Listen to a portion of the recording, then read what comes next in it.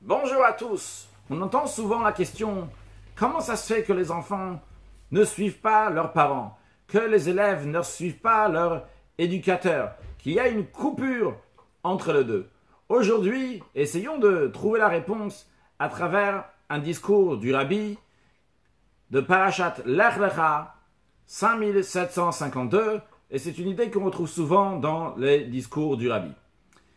La Parashat de Lech Lecha, c'est une paracha très particulière, générale, essentielle, puisque c'est une paracha qui nous parle d'une nouvelle période. Maintenant, on nous parle du premier juif, qui s'appelait Avraham. Avraham Avinu, le premier des patriarches. Avraham, Dieu lui a dit, Lech Lecha, va-t'en de ton pays, de l'endroit où tu es né, de la maison de ton père, vers la terre que je vais te montrer. En effet, il s'agit de la terre d'Israël. À la suite, on nous raconte comment en effet Avraham est parti et il s'est retrouvé en terre d'Israël. Puis après, on nous raconte comment Dieu lui a promis qu'il allait lui donner la terre d'Israël. Et à la fin de la paracha, on nous raconte la circoncision. Vu que cette paracha, c'est une paracha qui est essentielle, qui est fondamentale, ici, ça commence le premier juif. Il y a ici, sans aucun doute, un message général sur le judaïsme et la Torah. Il faut comprendre quel est ce message général du judaïsme et de la Torah que passe à travers la paracha de Lech Lecha. Deuxièmement, comprendre quel est le point commun entre le Lech Lecha, partir de où il se trouve pour aller vers la terre d'Israël, avec la promesse que Dieu lui a dit de lui donner la terre d'Israël, et avec la circoncision, quel est le point commun entre ces trois points. Il est dit dans le Talmud qu'à partir de Avraham a commencé la période du don de la Torah. Il faut comprendre en quoi Avraham, et de manière plus particulière en quoi le Lech Lecha, en quoi le fait qu'Avraham part de là où il est, ça commence la préparation pour le don de la Torah. Troisièmement, il faut comprendre quel est le message concrètement lorsque la Torah nous dit, on nous raconte Lech Lecha, que Dieu a dit à Avraham, va-t'en d'où tu es. Quel est le message pour nous aujourd'hui? C'est une histoire qui s'est passée il y a longtemps. Mais qu'est-ce que nous, on va en tirer de cela? Encore une quatrième chose à comprendre, quel est l'enseignement du fait qu'on nous dit il faut hériter. Dieu a dit à Avraham qu'il allait lui donner la terre d'Israël. Qu'est-ce que ça nous concerne à nous, ce sujet? Pour comprendre cela, voyons la particularité. Qu'est-ce qui s'est passé lorsque Dieu a donné la Torah au peuple juif? Le Midrash dit, il y avait un roi qui a dit, ceux qui habitent à Rome n'ont pas le droit de descendre en Syrie. Ceux qui sont en Syrie n'ont pas le droit de monter à Rome. Et un jour, le roi il a dit, j'enlève ce décret. Alors le Midrash nous dit la même chose aussi. Lorsque Dieu il a créé le monde, il a dit, le ciel appartient à Dieu, la terre appartient aux êtres humains. En d'autres mots, le spirituel c'est du spirituel, le matériel c'est du matériel. Il n'y a pas de lien entre le matériel et le spirituel. Et au moment du don de la Torah, Dieu a dit, j'enlève ce décret, j'enlève cette coupure. Dorénavant, le spirituel peut descendre dans le matériel peut monter dans le spirituel. C'est-à-dire qu'on peut amener donc des niveaux de divinité qui sont tout à fait au-delà du monde. On peut les amener dans le monde à travers faire une mitzvah, un commandement divin que Dieu nous a demandé de faire, et de même élever la matière à Dieu en faisant la Torah mitzvot que Dieu nous a demandé de faire. Ça, c'est le point de Matan Torah. Eh bien, ce point-là, nous allons voir tout de suite, c'est le point aussi bien de Lech Lecha, de partir de là où il était Avraham. Deuxièmement, le point de faire la conquête de la terre d'Israël. Et troisièmement, le point de la circoncision. Pourquoi? Avraham, avant 75 ans, il a fait des choses extraordinaires. Il était contre le monde entier. Personne n'était d'accord avec lui, qui est un Dieu unique. Il a tenu très très fort. Il a fait encore plein de choses qui étaient vraiment très très belles. Pourtant, la Torah ne nous en parle pas avant. Pourquoi? Parce que Avraham, il était déconnecté du monde. Quand on dit déconnecté du monde, c'est-à-dire, c'était quelqu'un qui était extrêmement haut, extrêmement saint. Donc, quand il était dans sa bulle de sainteté, il était entièrement dans sa bulle de sainteté. Et en effet, ça s'exprime dans son nom qu'il avait, qui s'appelait Avram. Av, un père, Ram, qui est haut. Donc, qui est dépassé au-delà de tout. Vrai, bien sûr, Avraham influençait tout le monde. Mais comment Avraham influençait? Sans changer le bas. Le bas ne va pas s'élever maintenant dans le haut. Vrai, à Nefesh Asu Becharan, on nous dit qu'Avraham influençait plein de personnes. Mais ces personnes-là, après, n'ont pas changé eux-mêmes. ne sont pas rapprochés du spirituel, ne se sont pas élevés dans le spirituel. Donc il y avait une coupure entre le haut et le bas. Ou bien Abraham, il est lui, dans son monde, dans un monde qui est entièrement saint, ou bien quand il va voir les autres, il les influence. Mais cette influence n'est pas de manière que le bas va s'élever vers le haut. Donc il y avait une coupure. Lorsque Dieu a dit à Abraham, Lech lecha, va-t'en, le va-t'en, ce n'est pas seulement va-t'en d'un lieu géographique à un autre lieu géographique.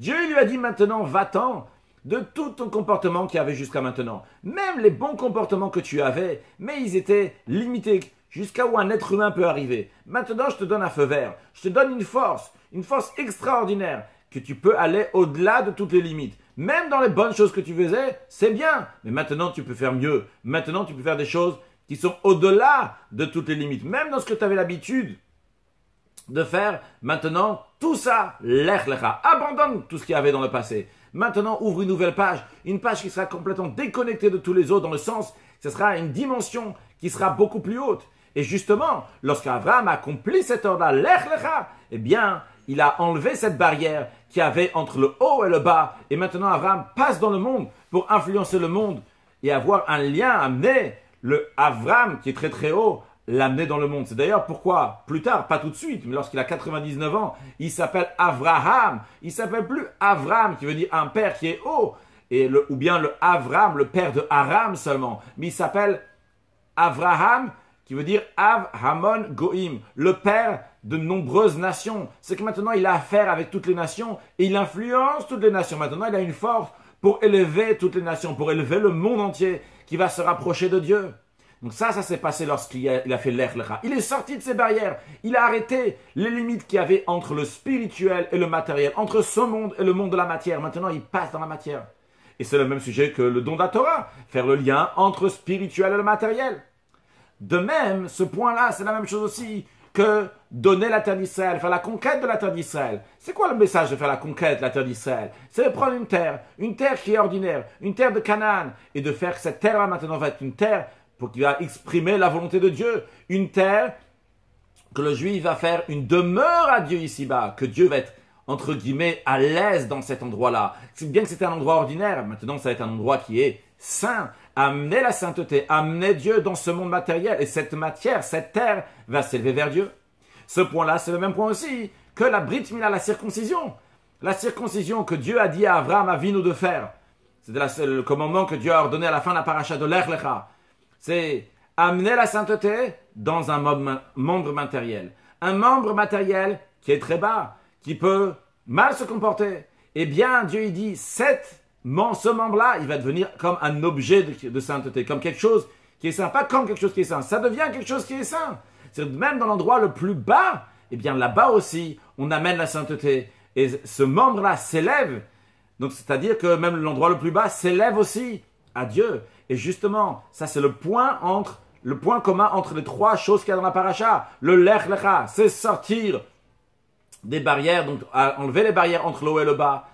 De même, faire la conquête de la terre d'Israël, c'est prendre le bas et l'élever à Dieu, enlever donc les barrières entre le haut et le bas. Et la circoncision aussi, c'est amener la sainteté dans le membre le plus bas et élever ce membre-là qui va devenir quelque chose qui est kadosh, qui est saint, donc le lien entre le haut et le bas. Et donc on voit comment, à la période d'Avraham Avinu, c'est la préparation pour le don de la Torah, parce que le don de la Torah, c'est le lien entre le haut et le bas. On comprend aussi le point commun qu'il y a entre les sujets qu'il y a dans la paracha.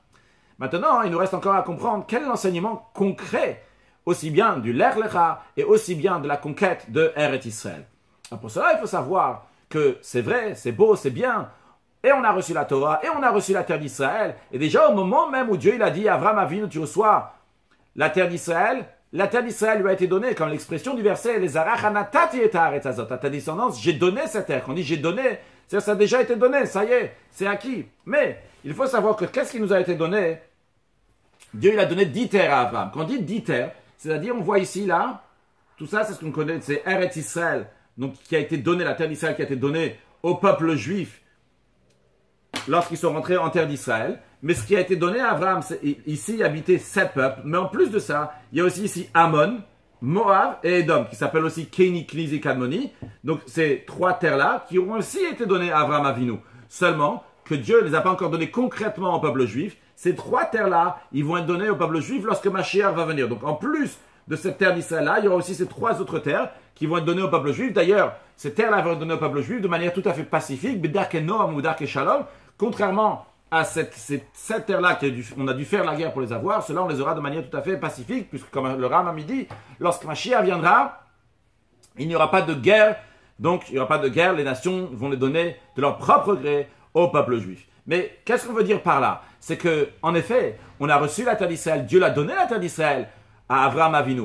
Mais concrètement, nous n'avons pas encore reçu ces 3 autres terres. Donc, vrai, il y a ici la terre d'Israël qui nous a été donnée, mais il y a un manque de perfection. Et de la même manière qu'il y a un manque de perfection en ce qui concerne la terre d'Israël, de la même manière aussi il y a un manque de perfection en ce qui concerne si on peut dire d'une telle manière, le don de la Torah. Qu'est-ce que ça veut dire? Évidemment, Dieu nous a donné toute la Torah. Le don de la Torah a existé une seule fois en 2448. Il n'y aura pas encore une autre fois le don de la Torah. Mais il y a une dimension de Torah qui est cachée que nous n'avons toujours pas reçue. Cette dimension de Torah qui est cachée, on va la recevoir uniquement lorsque Mashiach va venir. Comme le prophète dit, Torah me'iti tetse, une Torah va sortir de moi. Et comme le Midrash explique, Torah chadasha me'iti tetse, une nouvelle dimension de Torah va sortir de moi jusqu'à la Torah, donc, que ce soit la Torah du Mashiach, les enseignements du Mashiach et l'enseignement de Dieu qui va nous enseigner lorsque Mashiach va venir. Donc, il y a encore un manque de perfection. Et c'est la raison pour laquelle que tous les Juifs, pendant toutes les générations, ils ont toujours attendu impatiemment le Lech Lecha. Quand est-ce enfin on va partir de l'endroit où on est pour aller en terre d'Israël avec la venue de Mashiach? Puisque il faut attendre Mashiach tous les jours, parce que Mashiach vient aujourd'hui. Bechol Yom, ça veut dire que chaque jour, aujourd'hui même, Mashiach vient, on l'attend que Mashiach vienne. Et c'est la raison pour laquelle que les Juifs ont toujours attendu le Lech Lecha. Quand est-ce qu'on va y aller?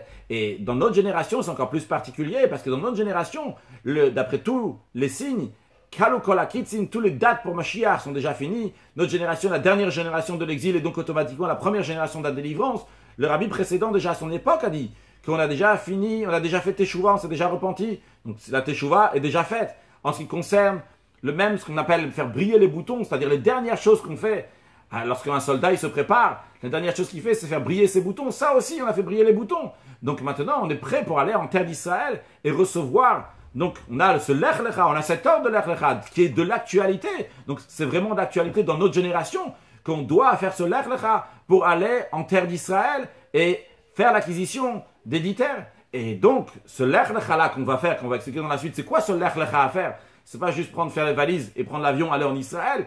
On va voir dans un instant c'est quoi ce Lech Lecha. Mais ça, c'est aussi la préparation pour la manière le Lech Lecha aussi nous parle, pas seulement donc de la conquête des 10 terres, mais aussi, c'est un message aussi pour une perfection lorsqu'il va y avoir le don de la Torah. Comme dit le don de la Torah encore une fois, j'ai dit tout à l'heure déjà qu'il n'y a pas un deuxième don de la Torah, mais ce nouveau dévoilement de la Torah qu'il y aura lorsque Mashiach va venir.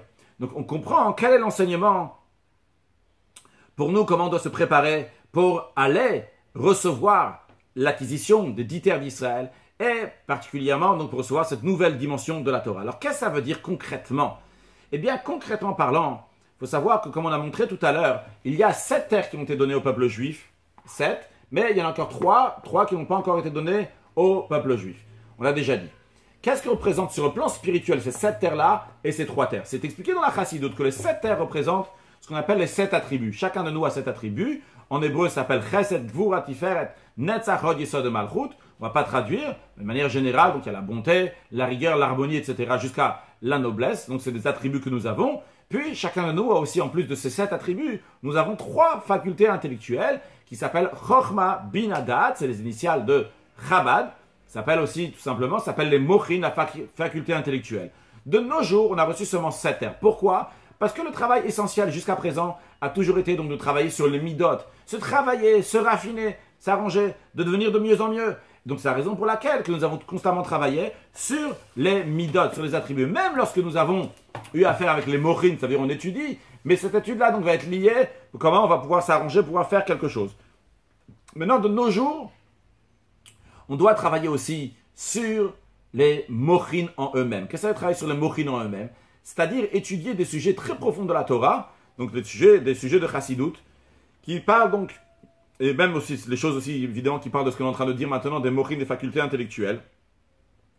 Et en étudiant ces choses-là, Eh bien, par cela, on se prépare. C'est ça le lech lecha, d'aller de soi-même pour aller étudier encore plus de Torah, et particulièrement donc ces sujets de Torah, la chassidoute qui est liée avec les mochin, avec ces trois facultés intellectuelles qui représentent ces trois terres que nous allons voir lorsque Mashiach va venir.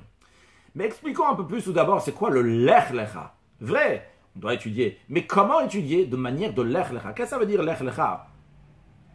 Lech lecha, c'est sortir de soi-même. Comme nous l'avons dit tout à l'heure, on a des habitudes. On a des habitudes, chacun, comment il a l'habitude de faire certaines choses. Et de manière générale, chacun il sait bien exploiter ses qualités. J'espère en tout cas que chacun sait bien exploiter ses qualités, faire ce qu'il faut faire, etc. Mais des fois, il y a des qualités qui sont tellement profondes, qui sont tellement à l'intérieur, qui sont cachées à l'intérieur de nous. Et ces qualités-là sont en train de dormir, ce caractère est en train de dormir, ces facultés que nous avons sont en train de dormir. Et quand on te dit lech lecha, c'est sortir de soi-même, se dépasser. Alors, se dépasser déjà, c'est pas faire seulement ce qu'on fait d'habitude, abandonner l'habitude, abandonner le train-train, même si c'est un bon train-train, même si c'est bon, c'est des bonnes choses qu'on fait, mais abandonner pour aller encore plus haut. Quand on dit pour aller encore plus haut, c'est pas juste pour aller encore plus haut comme il y avait jusqu'à présent, mais tout à fait une nouvelle dimension. Quand on dévoile des forces, des facultés qui sont à l'intérieur de nous, qui sont extrêmement profondes à l'intérieur de nous, eh bien, il y a quelque chose de nouveau. Mais encore plus que ça, le Rabbi nous dit. Il faut dévoiler des facultés qui sont cachées à l'intérieur de nous, qui sont tellement cachées que nous-mêmes, on n'est pas au courant. Que lorsqu'on a fait ça, on dit « Waouh, mais d'où j'ai eu ces forces à faire ça ?»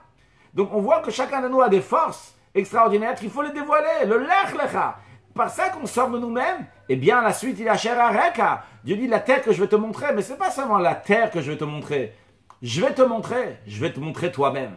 Quand toi, tu vas sortir de toi-même, je vais te montrer toi-même. Ça veut dire, tu vas dire, waouh, mais c'est moi-même ça. C'est extraordinaire. Toi-même, tu vas t'étonner. On ne sait même pas se montrer, on ne s'est même pas vu. Dieu dit, tu vas sortir de toi-même, tu vas faire un lech lecha, asher areka. Je vais montrer maintenant comment tu es extraordinaire, comment tu as des qualités qui sont exceptionnelles, qui sont au-delà de tout. Le Rabbi dit que c'est ce lech lecha, il faut l'utiliser particulièrement pour l'étude, pour étudier la Torah. Étudier plus, étudier en qualité, c'est évident. Mais il faut rajouter aussi dans les forces profondes, dévoiler quelque chose qu'on n'a jamais fait dans l'étude, avancer encore plus, une dimension qui est beaucoup plus grande. De même, lorsqu'il s'agit d'avoir des élèves, il faut rajouter qu'il y a encore plus de gens qui vont étudier la Torah, etc. Mais ça, c'est seulement en quantité, et particulièrement le jour de Shabbat. Rassembler des gens pour étudier la Torah, rassembler la famille, dire un mot de Torah autour de la table de Shabbat. Et que les enfants vont dire, alors c'est sûr, ça c'est rajouter dans quantité, de même rajouter en qualité. Ça aussi c'est une obligation pour chaque juif, il est ab Shabbat, de rajouter en qualité dans l'étude de la Torah, dans la profondeur. Alors ça c'est évident tout ça, même quand il s'agit des élèves, que eux ils vont rajouter, c'est aussi évident le Rabbi nous dit. Mais qu'est-ce qu'il y a de particulier lorsque tu vas réussir, qu'un élève lui aussi, il va faire un chidouche, une si grande nouveauté que toi-même, et lui-même il est étonné. Waouh, comment il a réussi à s'approfondir à un si grand niveau d'étude de Torah.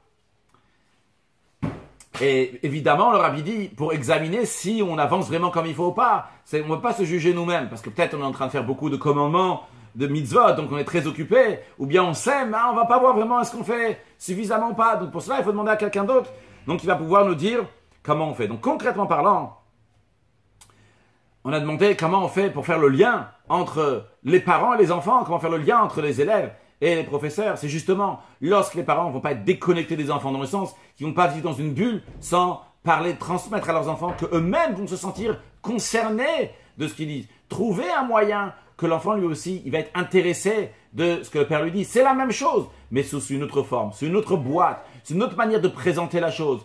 Trouver donc une idée comment présenter ce sujet-là. Pas présenter exactement la même chose, parce que moi, quand j'étais enfant, c'était exactement comme ça. Je suis dans ma bulle, comme Abraham Avinu, qui était extrêmement saint. Vrai, il influence sur tout le monde. Tu vas faire les bénédictions, etc. Mais l'autre n'a pas changé. L'autre ne s'est pas élevé.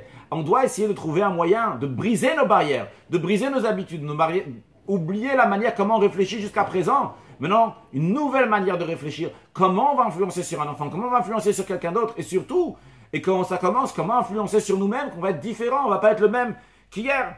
Donc, dès aujourd'hui, le Rabbi nous dit, il faut commencer le lech lecha, aller vers la terre qu'Akadosh Baruch Hu nous a dit, donc faire l'acquisition de la terre d'Israël à la perfection. Deuxièmement, le Rabbi nous dit de dévoiler les forces qui sont intérieures. Troisièmement, le Rabbi nous dit de s'occuper aussi que les élèves vont rajouter et en quantité et en qualité, jusqu'à qu'ils vont dévoiler des forces qui sont très intérieures. Et encore une chose, Rabbi nous dit donc d'étudier la chassidoute et particulièrement les sujets de Mashiach et que Dieu fasse que du Lech Lecha, le fait qu'on avance, eh bien on va arriver à la paracha de Vayera. Parce que Dieu dit Vayera Hashem Avram, que Dieu se dévoile à Avram Avinu, c'est-à-dire que Dieu va se dévoiler à chacun de nous. Comme le prophète Ishaïa dit que Vehayu enecha rot et morecha, que nos yeux vont voir notre maître, que nous allons voir Dieu très prochainement à Yerushalayim, dans le 3e temple avec la venue de Mashiach Now. Excellente journée.